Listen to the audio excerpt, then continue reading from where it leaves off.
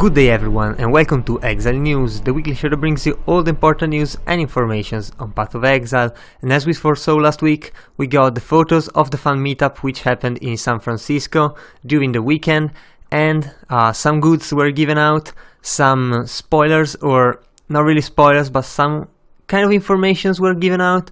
Overall, it was pretty awesome for the people who went there, and we can expect this to happen again the next time GGG will be abroad for another press release. We also got just a couple literally, of quality of life features. So the first one is the fact that you can search or filter doing your friend list, just like you do for your stash tabs. And the second one is the same thing, but you can do that in the passive skill tree. So this is going to be pretty damn interesting, although no one really uses at the actual skill tree, because when you're planning a build, you need to test all the possible paths, and you definitely need a tool to do that rapidly.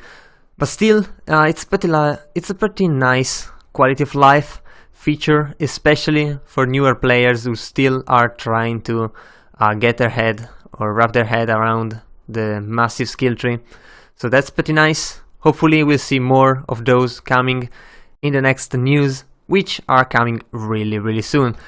We also got some pages from the upcoming Path of Exile art book, and it's both a news about the art book and a kind of a sneak peek on Act 5, because we don't have these type of monsters yet. They look pretty much like Nazis, to be honest. Everyone already noticed that, although the symbol, of course, it's different. It's supposed to be the Oriath symbol, so we'll see about that, and we'll definitely see some of those monsters around in the next act.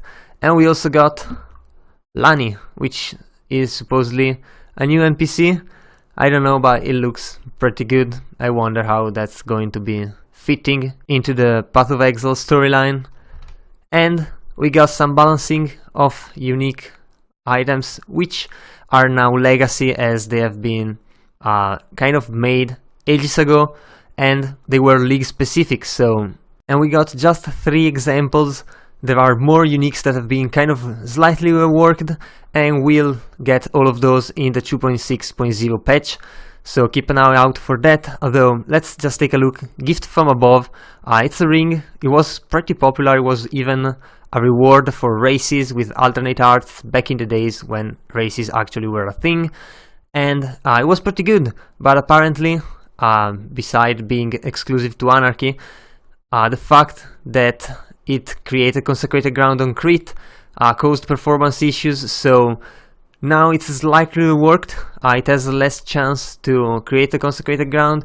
It actually casts a consecrate skill when you deal a critical strike, so that's probably how GG handles all the requests. But still, the ring has been kind of reworked to do still the same thing, and I've always liked this ring. I think it's pretty good, and it has definitely a place with in crit builds with the high crit chance it has, and also the increased rarity of items dropped by enemies killed with a crit, which is pretty much always if you are a crit build. Anyway, the Troll Timber Spire, which was unique, limited to Tempest, used to have the life regeneration for your totems, so your totems would regenerate their own life. However, since they swapped and they made totems much stronger, as in much beefier, but they would last a lot less, so the leech wasn't really useful, and so they changed it, and now the damage dealt by the totems is leeched to you. So that's actually the only item that has a mechanic like that, so that's really interesting, and it's still a pretty damn good shield for totems given the increased area. Also, we got Chevron Revelation, which was once upon a time was a really good item. Nowadays, I don't think anyone really gives a damn about it, because not being able to regenerate mana or not being able to regenerate energy shield looks like a really dumb choice and not really worth what you gain. But still, they've increased the energy shield and the mana, giving it as flat values instead of percentages, so that you can actually scale it more. Having flat maximum ES is actually a lot better than having percentage yes, of course given the percentages that it was before, but still 100 maximum energy shield is really a lot. If you have a CI build and you got a lot of nodes on the passive tree which gives percentage yes, and then you get some flat yes in your gear, you will notice it's very massive increase, much more than having a percentage. So this is pretty nice. It's nice that GGG kind of looks at some of the uniques and brings them a little bit more in line with the current game, not the meta, just the game, because some builds could use some of these uniques, so that's pretty nice.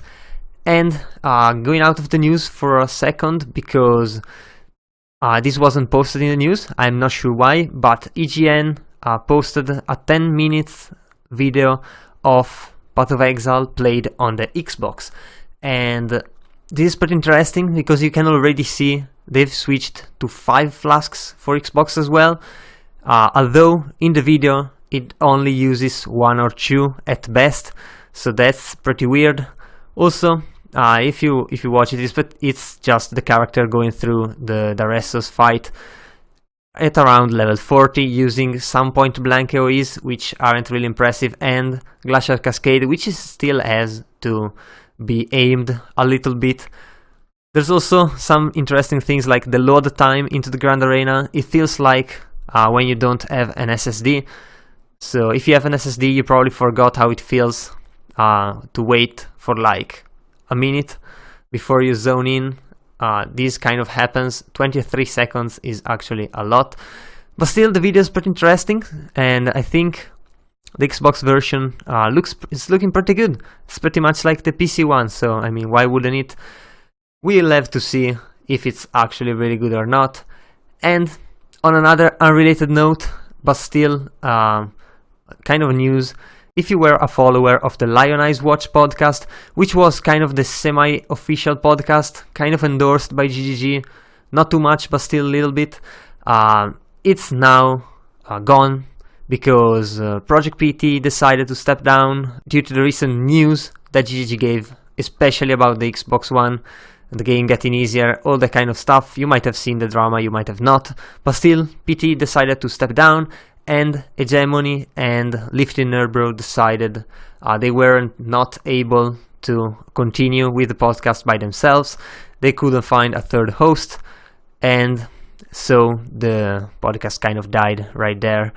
There are different podcasts, so you can definitely find some of those if you follow just kind of the news on Reddit, or if you just search through the forums, you will get there. To be honest, I think you don't really need 10 hosts to do a podcast. You can even do it solo with some hosts, but it's up to the streamers or those who do it anyway. So if they can't do it, it's sad to see it go, because it was still some interesting content, especially to listen while maybe you're playing, trying to get a Chayula kill, which is the most bullshit challenge ever created. But I digress. So anyway, that was all for this week. If you enjoyed the video, leave a like and a comment down below, and if you want to remain updated every week, be sure to subscribe to my channel. So that was all. I've been your host Zorzo, and I'll see you guys the next time.